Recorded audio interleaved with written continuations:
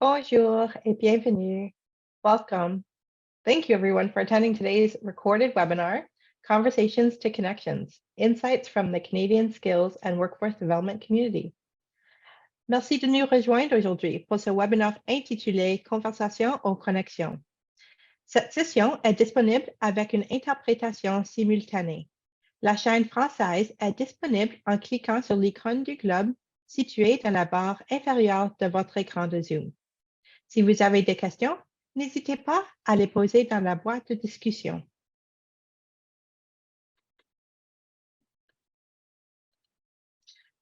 As everyone is joining us, I wanted to give you a quick note about the Zoom accessibility tools available to you for today's presentation. We have simultaneous French interpretation of today's event by interpreters Jimmy and Sophie. If you would prefer to participate in French, click on the interpretation button, an icon of a globe found on the bottom Zoom toolbar, and select the French channel. You can also access the closed captioning of today's presentation by clicking on the Show Captions button. We have also enabled the chat box feature for you to share your ideas or comments or questions with the audience and add any questions you may have during the presentation. Members of our team will be monitoring the chat, and we will strive to address your questions by the end of today's session. And just a friendly reminder that this session is being recorded and will be made available to you. Si vous préférez écouter ce webinaire en français, veuillez vous rendre dans la barre inférieure de votre écran sur le bouton Interprétation qui se présente en forme d'icône de globe. Vous pouvez sélectionner la chaîne française pour écouter ce webinaire en français. Si vous avez des questions, n'hésitez pas à les poser dans la boîte de discussion. Je vous rappelle que cette session sera enregistrée en français et en anglais et qu'elle sera remise à votre disposition. As we are meeting virtually and not all gathered in the same space, we recognize that this land acknowledgement might not be for the territory that you are currently on. We ask that if this is the case, to acknowledge in the chat box the traditional territory you are on and the current treaty holders, or if the land is unceded. As for us here at Research Impact Canada, led by York University, we recognize our presence on the area known as Toronto, which has been caretaken by the Nunavut Nation, the Haudenosaunee Confederacy, the Huron-Wendat, and the Métis.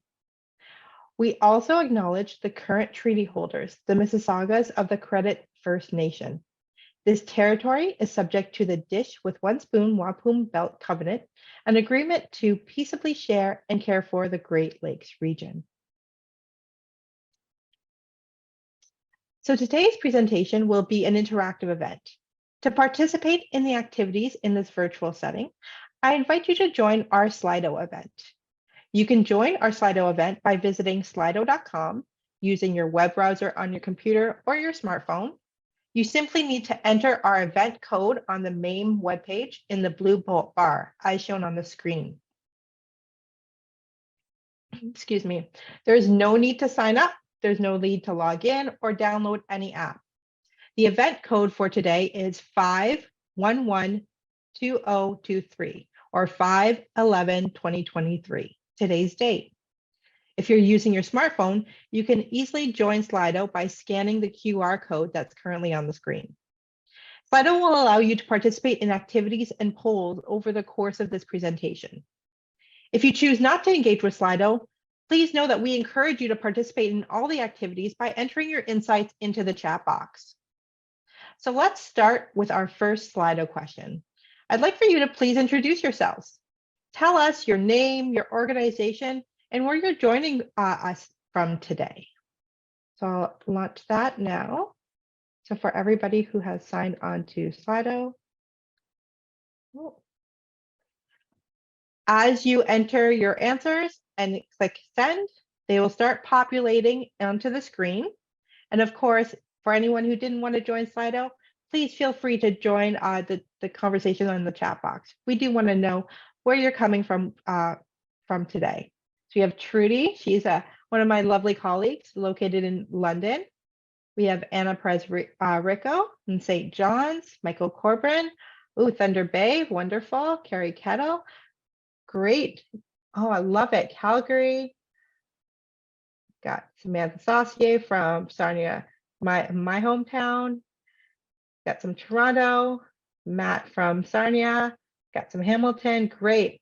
Love all of these different. Karen Jenkins, Calgary. Emilian from London.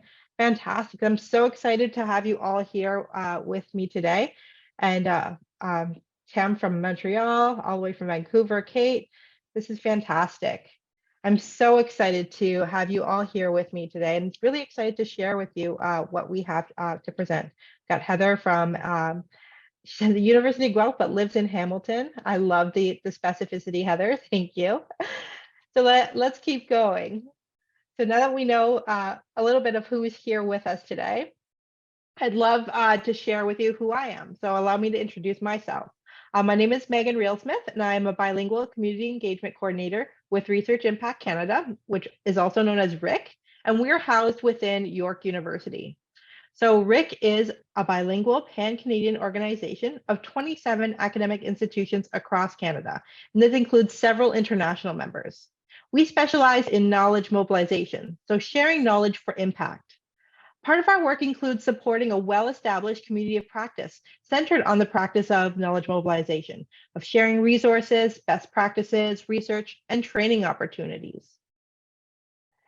Since 2020, RIC has been working in partnership with the Future Skills Center, which we also call FSC. Now, FSC is an inclusive organization that works to strengthen Canada's workforce and skills development ecosystem. And they do this by fostering more responsive and adaptable approaches to skills development and employment training. Our partnership has focused on supporting and fostering the growth of the FSC community of practice to best serve the needs and interests of practitioners. And today, I'm excited to share with you the insights our team at RIC has gathered from the skills and workforce development practitioners from across the country. So as part of our collaborative work together, we wanted to ensure that the experiences and the voices of practitioners were incorporated into the foundation of FSC's community of practice. So for this, our team developed an engagement activity we called Conversations to Connections, or C2C. The purpose of C2C was to gather insights from practitioners in the skills and workforce development sector, like yourselves, to better understand their successes, challenges, learn about the resources and tools that would be beneficial to your day-to-day work. We also aim to identify the types of knowledge products and expertise practitioners like you would like to share with your peers across the sector. So taken together, the goals of this effort were really to learn about any gaps in the sector, to identify the challenges and needs of practitioners in order to really develop solutions, to implement plans of action aimed at addressing these needs and priorities. So in order to do this, starting in August of last year, the community engagement team at RIC set out to contact practitioners across the sector. Scoping of the Canadian skills workforce and development organizations across Canada required us to leverage access to information from multiple sources in both French and English, including individual networks and government directories. A systemic approach was used to scan each region of every province and territory of the country. Overall, our team led the outreach to over 2,500 organizations across 10 provinces and 3 territories. So practitioners were invited to participate in the C2C project by either having a one-on-one conversation or group conversation via Zoom with one of our team members. And for those of you who did participate and are joining us today, at least one of these friendly faces on the screen is likely familiar to you. We also offered practitioners the option to complete an anonymous online survey at their convenience. So the insights being shared today reflect the input we received from all of our participants, those that completed a survey, as well as those that participated in that one-on-one or group conversation. Oh, so I'm really curious, out of everybody that's here today, who participated in these C2C conversation or completed a survey? And I want to note that these polls are entirely anonymous. No way of knowing who's answering. So just like the conversations and the surveys, all your answers are anonymous, except for the ones where you include your name and location. So we see, perfect. We see, a good portion of you guys did participate. And you know what? The best part is that absolutely everybody who's answering is excited to hear the insights. So let's jump right into those. I love it. Half of you guys did participate. Wonderful. I'm so excited that you guys joined us to see what your peers contributed after having contributed yourselves.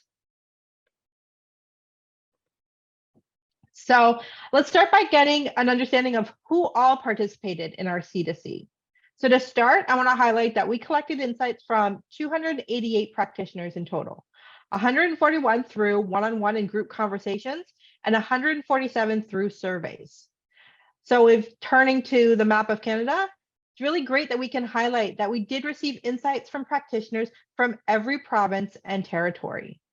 Now, it's clear to see that we did receive our greatest level of participation in Ontario, and I think that's also who we have as a majority here with us today. But that said, starting with this C2C activity, our network of connections has really greatly expanded across regions of Canada as practitioners started to learn more about FSC and the community of practice being spotlit today. So this is a bit more about where did we hear from. So specifically, who are these practitioners that we heard from?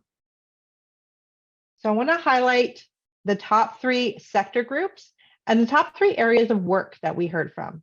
So looking more closely at the sector groups represented by respondents, we found that 58% of our respondents identified as employment and skills training providers, while 36% identified as members of business, industry, and labor groups. So these included chambers of commerce, economic development organization, and unions.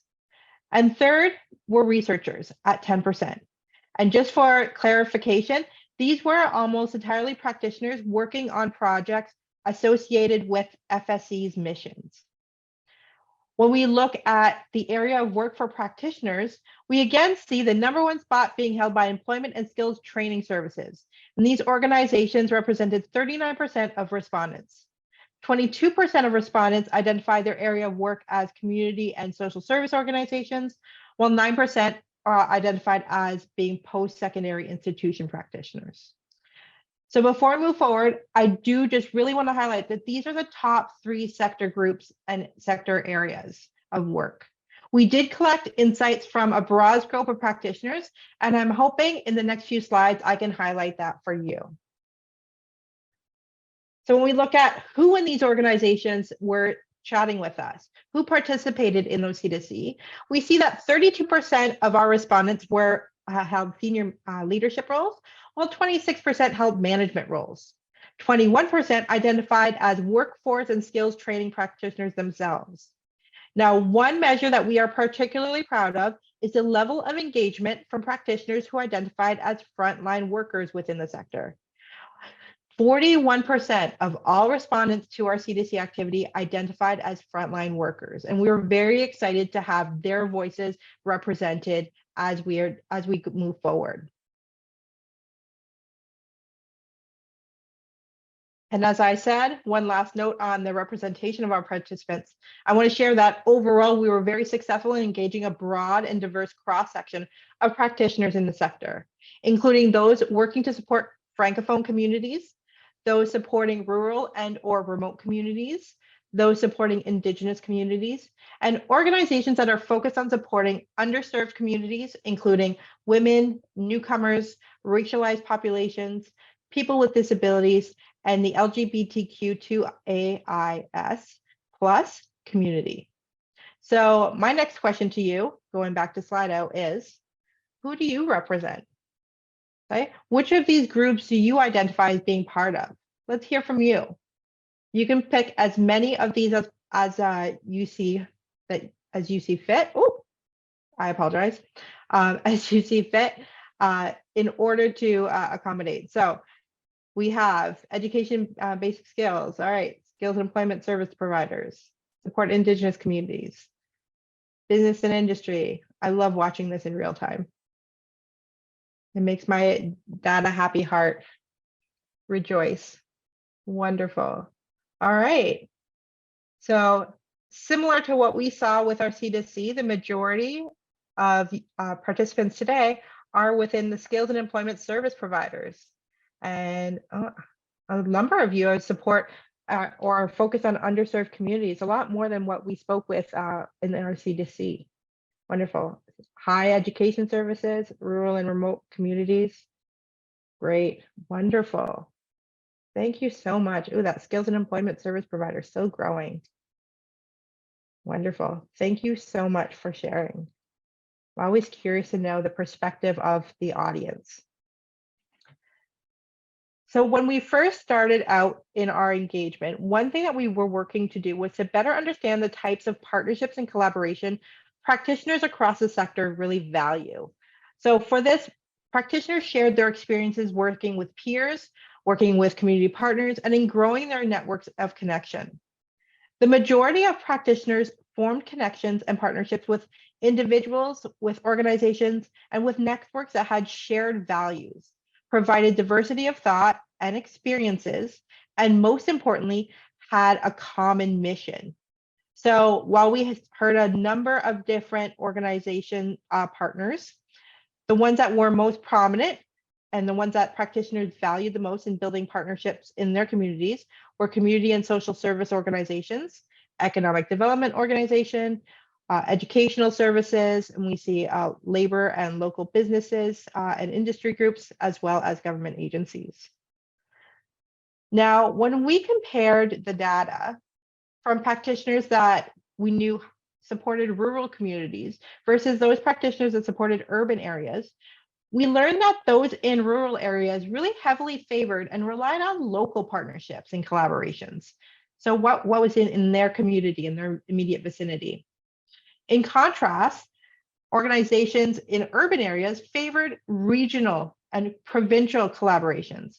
And this was quite predominantly seen, or most predominantly seen, I should say, by practitioners in Quebec, in the fact that they really favored those larger regional connections and those provincial collaborations.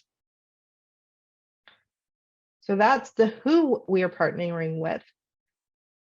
And next we wanted to ask why. Why are these partnerships so important?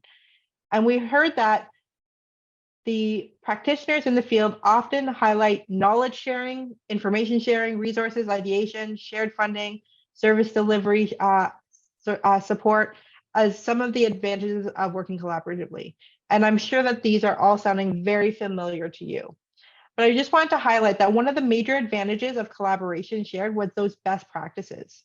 This is the exchange of experiences that helps with professional learning, improves the quality of service delivery, and ultimately benefits the clients they serve, especially for practitioners that are new to the sector. There were reported benefits from their ability to access resources and establish really valuable professional relationships outside of their organizations. Now, information sharing is another benefit that was mentioned quite frequently.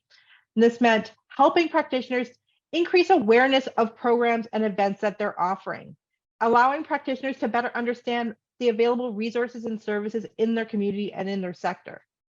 So this also promoted client recruitment to programs, both organically as well as through program referrals from community partners.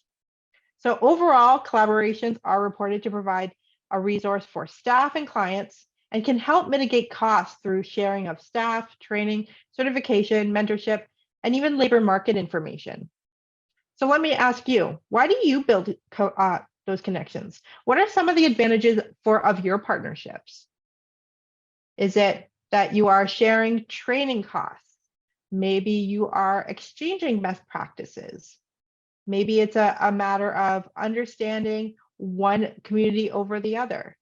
And we'll talk a little bit more about that kind of partnership in a bit. So we've got a few participants typing. Thank you for sharing in the chat. Fantastic. Wonderful. I think one of the, as I said, one of the most common things that people really shared were, and I didn't specifically mention it, were templates and tools, especially referring to human resources, things that aren't necessarily sector specific. So when one organization creates it, it's nice to be able to share that with the peers. So here we have capacity building, resource sharing. Yes, resource sharing, big, helps break down barriers. I love that. supporting the development and assessment of social and emotional skills and their inclusion in programming. That was a mouthful, and that's a great reason to partner. A more impactful delivery of service, absolutely. They partage de ressources, parfait.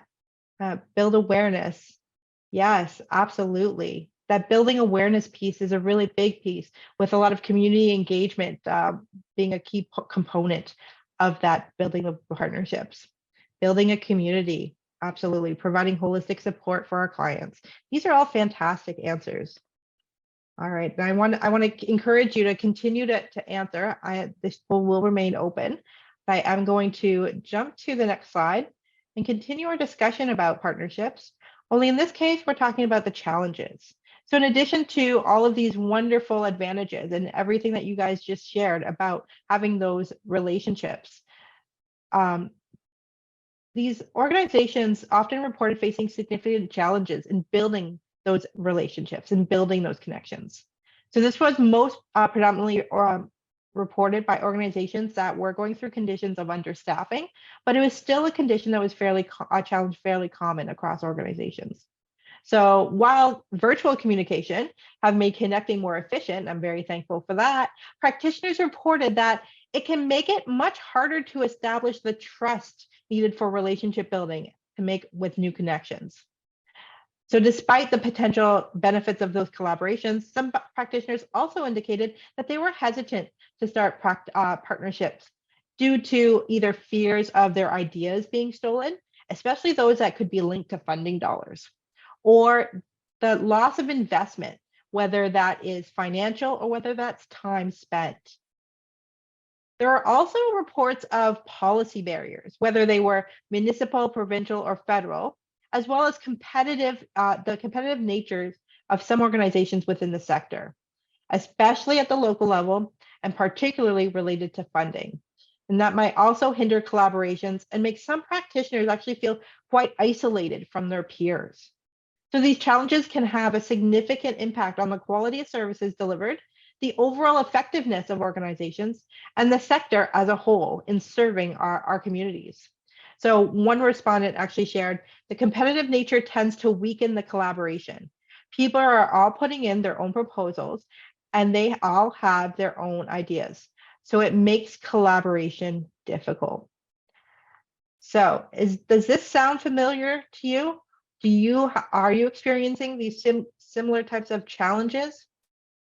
Or if these aren't the challenges you're facing, what are some of the challenges that you do face when trying to create new connections or build partnerships within your community? Whether it is again, whether it's a local connection, a regional, provincial, or pan-Canadian. Again, we're a wonderful sharing country. So as I see a number of you typing, yeah, fighting for funding, absolutely, that competitive nature. Absolutely. I think that was probably the number one comment, and we'll talk about funding in just a minute. Maintain consistent engagement. Yes, absolutely. Everyone is so busy, it's hard to fit. Absolutely, competitiveness for funding. Absolutely, those regular touch points, those abilities to just check in. As you said, everyone's busy. Everyone's is trying to fit their own capacity. And sometimes those partnerships just aren't a priority. I find some nonprofits are hesitant to partner with for-profit social enterprises. Interesting. I've not heard that before, but I do want to look a little bit further into that. That's an interesting comment. I haven't heard that. Geographic location in the Arctic. Yep, absolutely. Definitely competition. Yep. More to do with time it takes to develop, maintain, and interact with partners. Okay, that's interesting. So there's the trust side, the ability to build that relationship, but again, that time span, the timeline that's required to get there. These are all wonderful insights, and I really appreciate them. And we'll chat a little bit about. Well, we got funding funding in 4, time in 3, finding balance. Wonderful. All right, so please, yeah, as I said, please keep answering the question. We're gonna jump forward here, because one of the big topics that's coming up here is funding and time, and both of those are addressed in the next few slides. So to better understand the barriers and concerns practitioners have in their work, We asked them to share the challenges they felt the sector needed to overcome to improve outcomes for the workforce. So through analysis of our conversations, 4 major challenges were common across the sector were identified, along with a few challenges that were either regionally specific or demographically specific in nature. So we'll chat about those next. So we'll start with the number 1. And again, this was a big topic, something that just came up as we were talking about partnership challenges, and that's funding. A major challenge is accessing funding and navigating those bureaucratic constraints experienced that by our organizations in our sector, big or small. In the case of smaller organizations, they often lack the resources and capacity to apply for funding opportunities, develop new strategies that funding opportunities require, and often results in underserving their communities. Practitioners frequently reported also that short funding cycles can be really restrictive to project development and sustainability, and more consideration should be given to updating funding models to support those long-term goals. So current funding streams and grant opportunities can be restrictive in scope. So it really limits innovation. It limits the responsive approaches to tackling meaningful challenges that are being experienced on the ground in our communities. To drive local businesses and industry development, it's really going to be essential to better enable the sector to address the challenges over that reasonable amount of time. More flexibility in funding, more responsive funding models are going to be needed to support those innovations and the long-term sustainability of programs that are working. Additionally, models that encourage unnecessary competition for clients, such as what we saw with partnerships, and as well as funding opportunities, so competition for funding opportunities, must be corrected in order to promote more collaborative fundraising, more collaborative work amongst the sector, and better service delivery amongst the communities. So that was the first common challenge that we heard. And again, that was one that was quite broadly resonated across the sector. A second common challenge was that practitioners shared they are grappling with understaffing and the consequent loss of institutional knowledge. So the main contributors to these issues are retirements, a high turnover rate of practitioners, and just a general exodus from the sector. One quote that encapsulated this challenge is shared. With the turnover and a lot of senior people in the sector leaving, the loss of knowledge is impacting the sector like crazy. When these people are gone, you no longer have that relationship history. Again, going back to those partnerships and those challenges, all that work that's been put in is now being lost. So more than just institutional knowledge, it's the loss of that established trust with partners in the community. That's an invaluable asset to these organizations. So as a result, practitioners report overwhelming workloads and in some cases, working multiple roles within their organizations due to understaffing. These insights were shared with concerns of mental health and fears of burnout for sector staff. When organizations successfully do recruit new staff, both time and funding capacity must be allocated to support the new onboarding and the professional development processes for these new staff. And these, of course, are in addition to the investments being made to retain the existing staff. So in discussing this challenge, some respondents shared potential solutions, including the development of standardized onboarding procedures and mentorship initiatives, whether it's within the organization or between organizations, to really help tackle that recruitment cost and mitigate retention issues. So let me ask you, is anybody here currently dealing with this issue of unstaffed position? Does your organization currently not have a full complement of staff? All right, we have a full staff. Wonderful. So that's something that we did hear quite frequently in our discussions.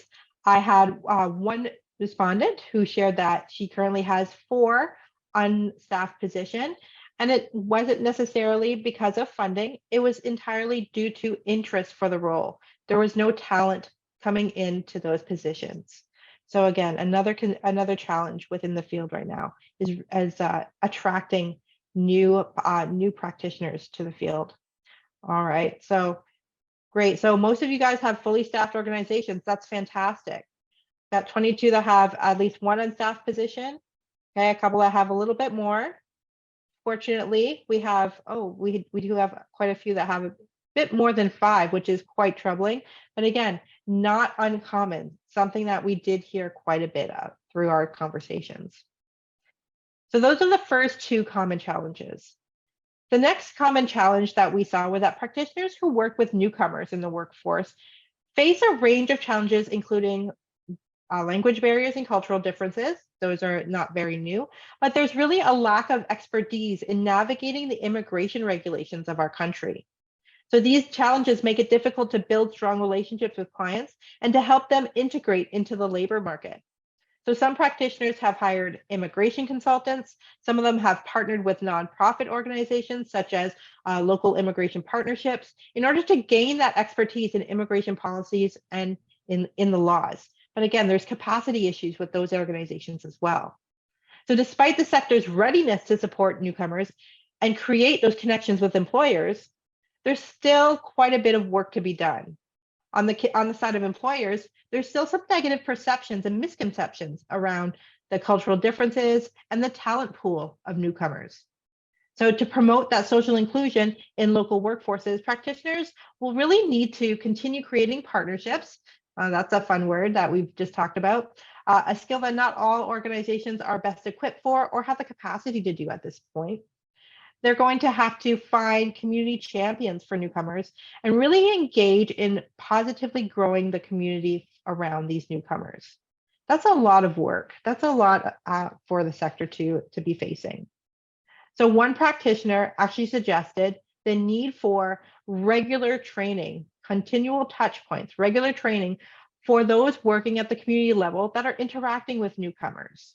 And from our conversations, the sector is really eager for those learnings. Practitioners are also struggling to translate newcomer credentials into skills recognized by employers. So there's still quite a bit of black boxes and challenges to overcome when it comes to supporting newcomers. And again, everyone we spoke to, very passionate, very eager to support, just really need to fill these gaps that we've identified. And the last common challenge that I will mention today is the labor shortages that we're experiencing across the country have really led to this dynamic shift between employers and workers. And so we're seeing a common challenge across organizations is how they're able to support employers in this new era.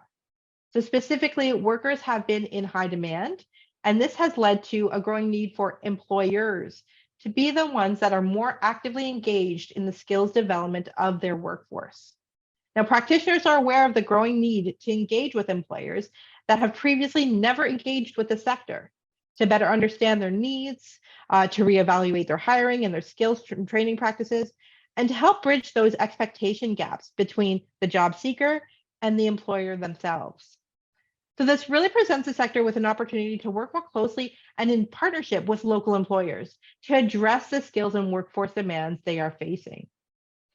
However, for practitioners, there are policy and funding barriers limiting their ability to support these employers, even though these employers are seeking their support and are eager to get the support of these organizations. One practitioner shared that they currently have 2 employment engagement specialists who are talking with employers all of the time. They said, take away the red tape and just provide the service. That would be the ultimate, timely and effective. So again, we as practitioners, we're just looking to provide the service.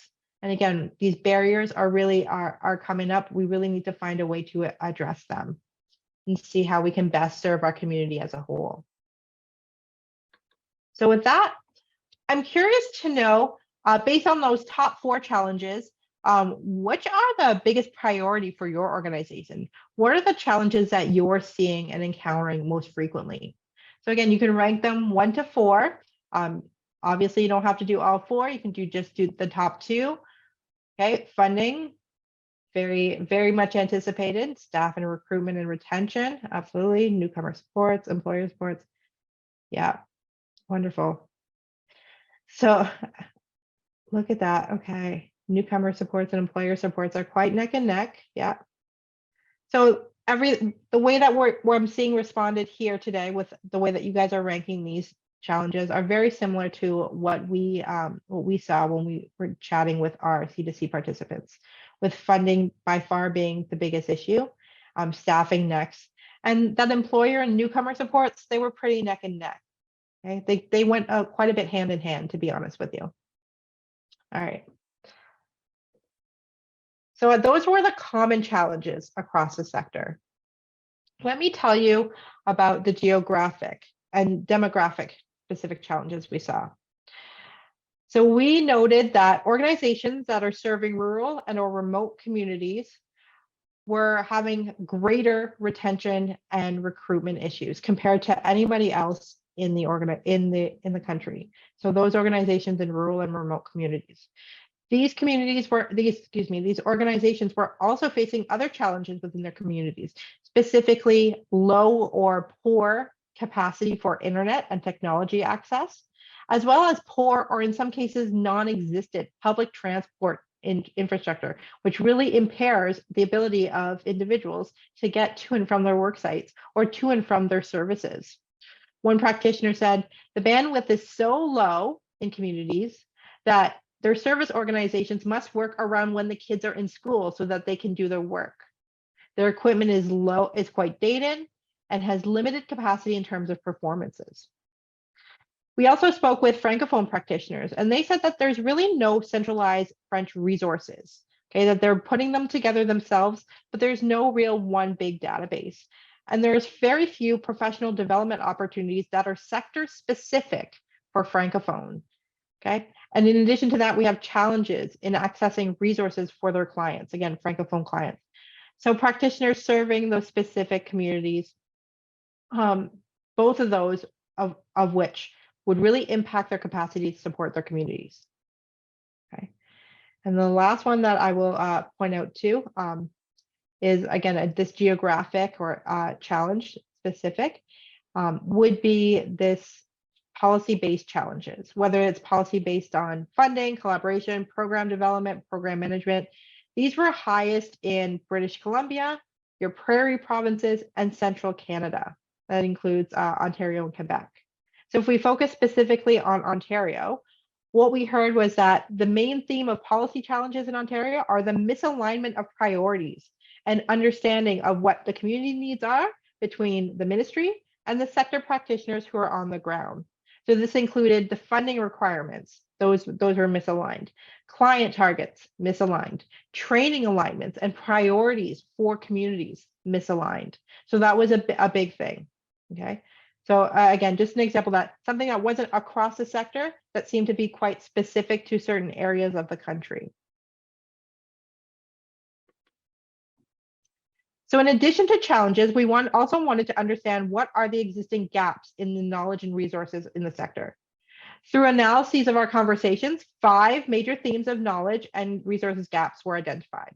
And we believe that by better understanding these themes, the sector can work to address these gaps and improve outcomes for practitioners and learners alike. So the first theme is the connectivity gap, which includes challenges in connecting practitioners and learners to the resources and opportunities that they need. Specifically, there was a universal connectivity gap among practitioners across provincial and territorial boundaries. Recognizing and working that bridge and bridging this gap is important because practitioners want a better understanding of what their peers are doing. They want to break down existing silos, either around themselves or around their peers within the sector, in order to really start building a stronger network of collaboration.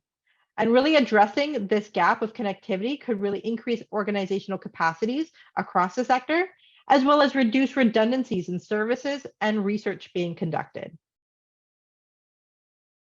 Second is the diversity, equity, accessibility, and inclusion knowledge and policy gaps. So practitioners highlighted a gap in providing these practical supports to employers in navigating cultural differences, in navigating new relationships and building relationships with underserved populations. And to address these gaps, practitioners need to standardize resources, such as training for staff, for clients, for potential employers to better serve their communities, including growing populations of newcomers. Additionally, more easily accessible resources are needed to understand and properly follow immigration policies for newcomers to better serve and evaluate their skills and credentials for this new talent pool that we've recently acquired here in Canada. So practitioners really want tools to best support the needs of underserved populations in their communities and promote a more inclusive workforce.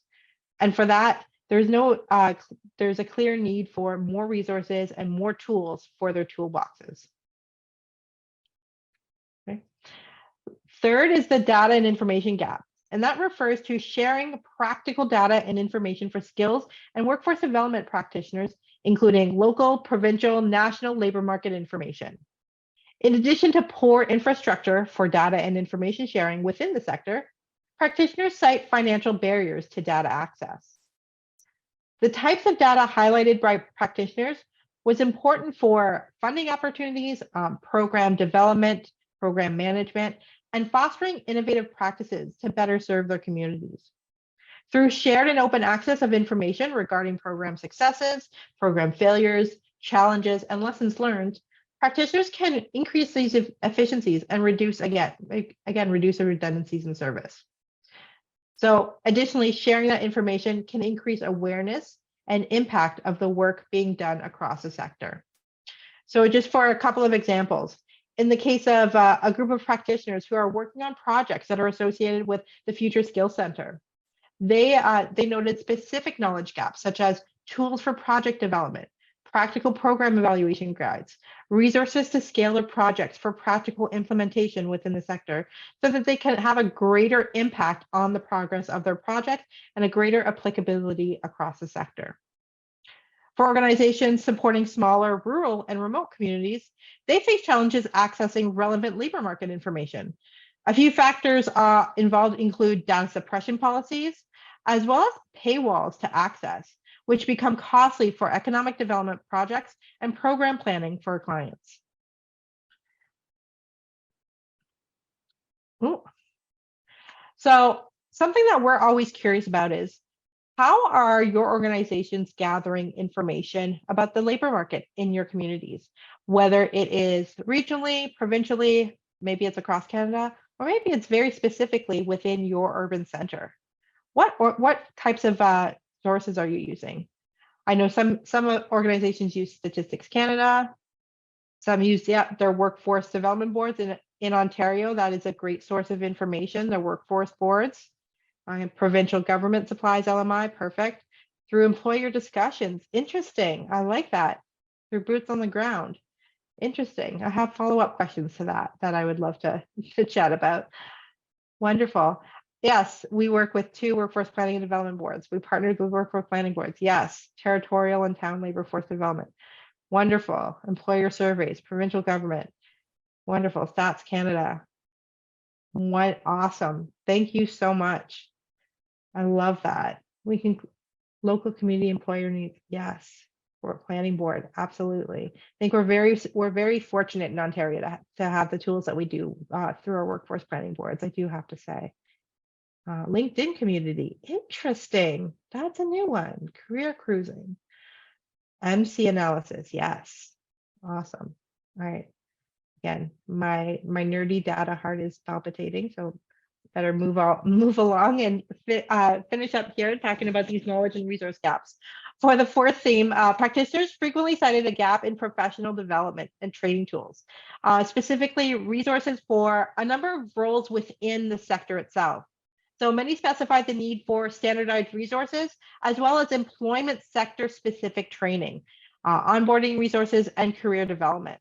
The practitioners we spoke with were very passionate about the sector.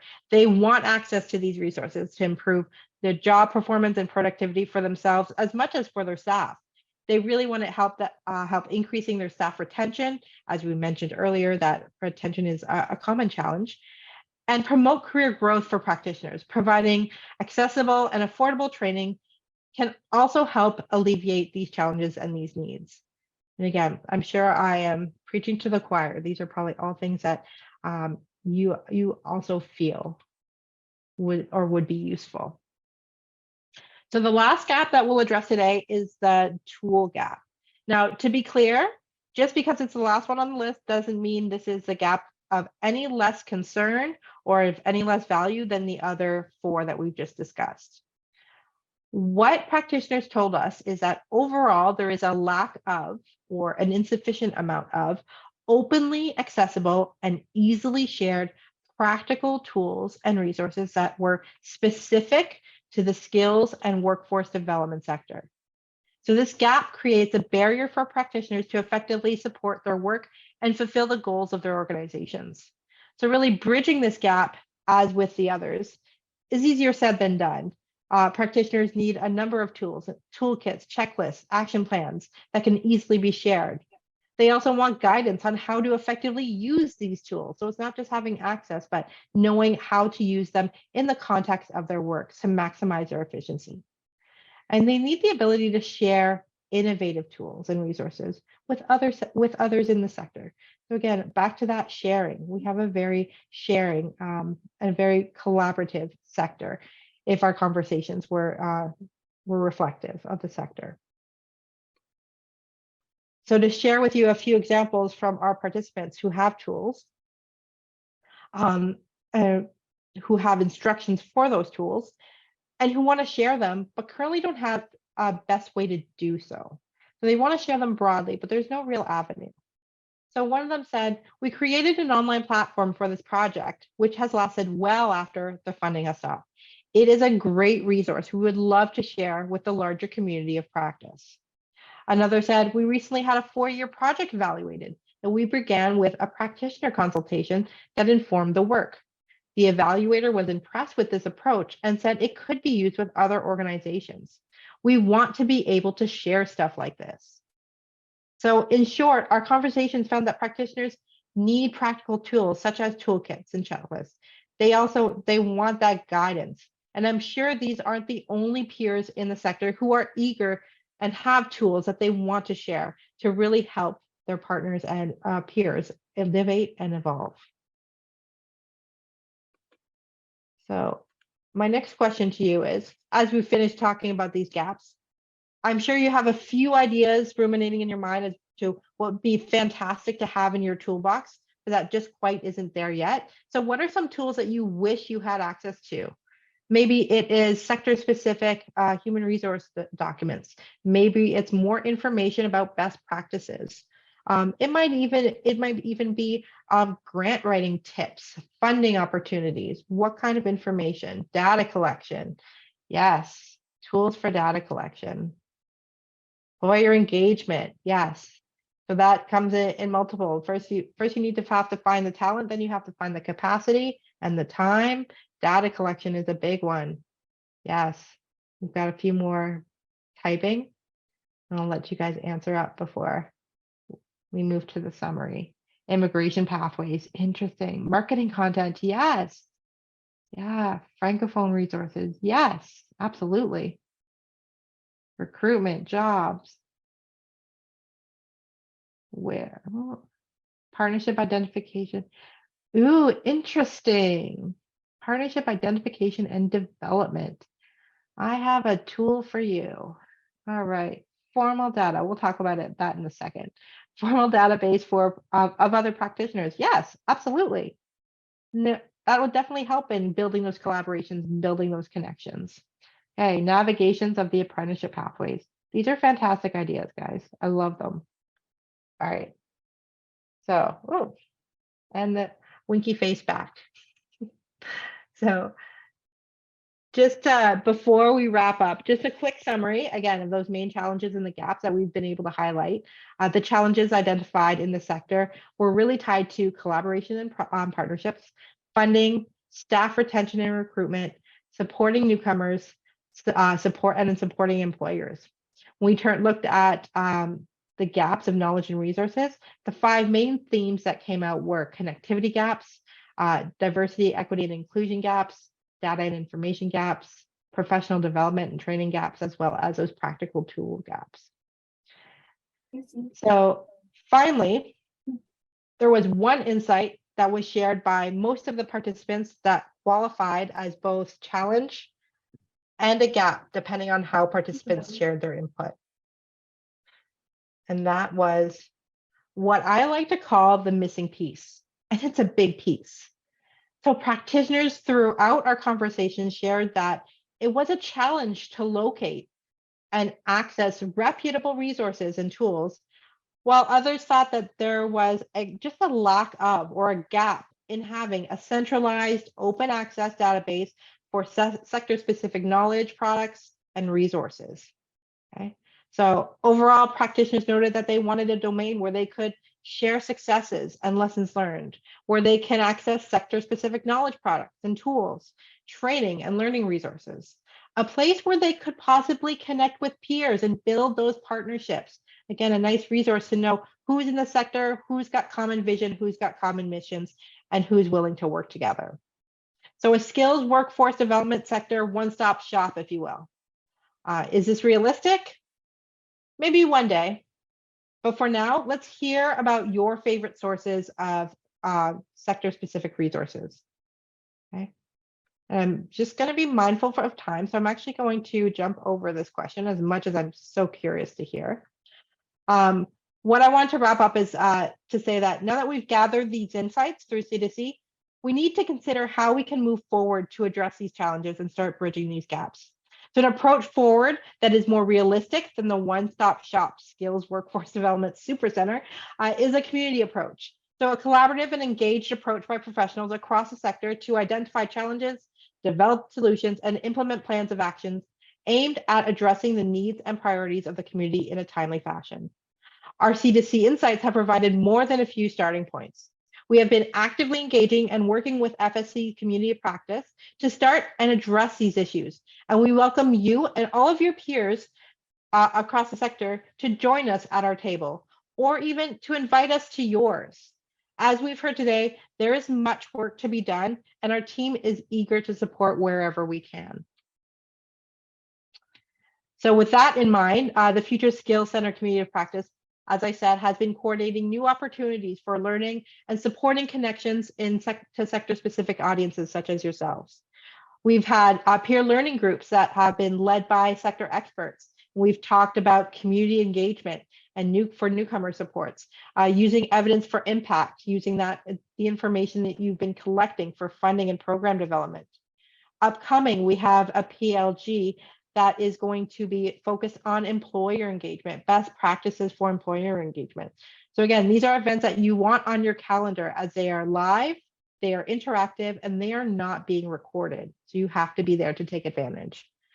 We've also developed the Professional Development Toolbox series. So a set of live webinars that are recorded, such as this one, that you're able to go back and access along with resources. A few of those that have already happened this year is one about building partnerships and collaborations. Again, one of those big challenges that we addressed today. We do have that toolbox series. Highly recommend you go check out that webinar and those associated resources. We've had one about storytelling for impact, about mental health across the sector. And then upcoming, we're going to be having a webinar that discusses the importance of and the impact motivational interviewing can have for frontline workers across the sector, as well as one that discusses where to find and how to really well use labor market information. So we're partnering with MUN for that. Okay. We've also got an Ignite series coming up. So this is where experts share and lead group discussions. In this case, it's going to be regarding the agricultural sector. And then for an in-person sessions, we have Connected Communities Speed Networking events. And the next one is actually happening in Thunder Bay at CDU event. So it's an in-person small group interactions with experts that really allow you to build your network, to connect with new individuals, and to chat with your peers. And lastly, I want to just highlight our Conversations to Community monthly newsletter. So to hear more about our upcoming events and the resources we've developed, where to get the latest tools, as well as share, we also share your successes. We also share lessons learned by spotlighting programs like yours and organizations like yours, and what you provide to the community across Canada. So with that, if you are interested in connecting with myself or with any members of RIC team, here are a few ways to contact us. If you're interested in learning about the resources and events presented, by the FSC Community of Practice. Again, I highly recommend our newsletter. In addition to all those upcoming events, there are links to resources that we've developed, as well as those that other organizations across the sector have developed. Everybody's doing such great work, and we really want to highlight that work. So I will be happy to hear from you, any questions you may have. And again, thank you so much for joining us today. And before I part ways with you, I think I have time for one question, but I do want to say that we're constantly working to improve our offerings, constantly working to improve what would be valuable resources to you. And we greatly appreciate your impact, or your input, excuse me. It's very impactful to our work. Greatly appreciate your input just by completing this short little poll at the end of our Zoom session. Your feedback will help shape our future activities, shape our future resources. So please do not hesitate to share your honest thoughts and ideas. Thank you for taking the time. And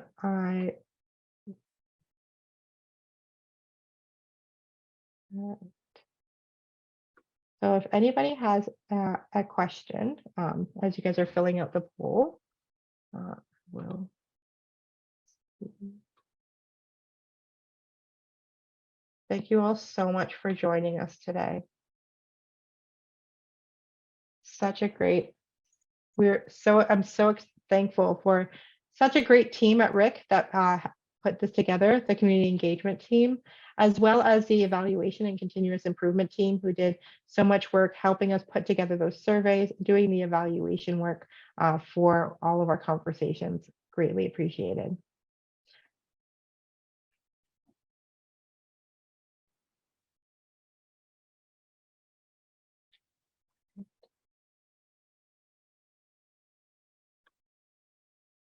Wonderful.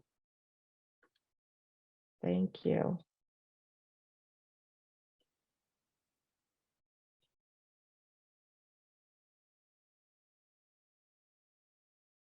Yes, for anyone who's interested in the social and emotional skills, Paul dropped his contact information in the chat. He helped lead one of the PLGs that we had earlier this year. Thank you all so much. We do have a question from Yes. DC, which is the Community Training Development Center there. Perfect. So I wasn't Awesome. sure if this question is for you or for everyone, but they had asked, is there any information on how open employers are to providing the skills training? The information to date indicates that on average, employers are only willing to spend about $250 per employee. So I was wondering if we had any insights on that.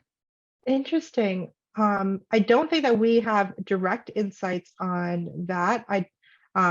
Crystal, if you can note that individual. We do have a PLG upcoming where we will be speaking with experts on employment engagement. They would definitely have a lot more to share regarding that in terms of what they've been working with. And again, that might be something that's province specific, but we are looking to have experts from multiple provinces to discuss that issue. And I think that is definitely a very timely discussion and a very timely topic that you've brought up. Hey, did you have time for one more question, Megan? I'm here all day. I know. I see there's a few of us still okay, here, so yeah. I will ask because I think a lot of us here at one time or another have conducted a survey for our community or for partners, and are familiar with working with that data.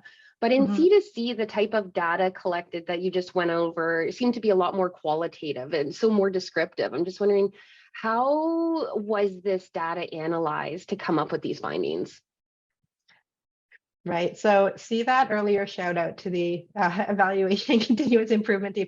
Really, they were fantastic. So I can talk a little bit about how that work was done. So we were very fortunate to have a program known as Condense that helped us go through. And again, there was no easy way of doing this.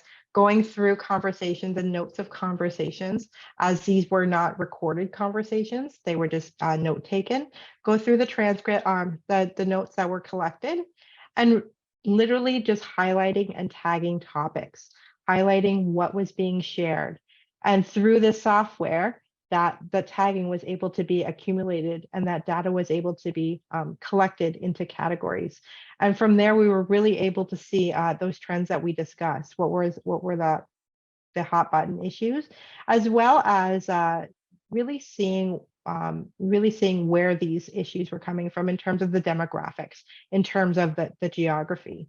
So we were very fortunate, and as you said, Crystal, we're all very familiar with surveys, and surveys are a lot easier to typically work with. But that qualitative data, again, it's a very time-consuming process. And again, all the regards and all the best to the work that the evaluation and continuous improvement team did in doing that.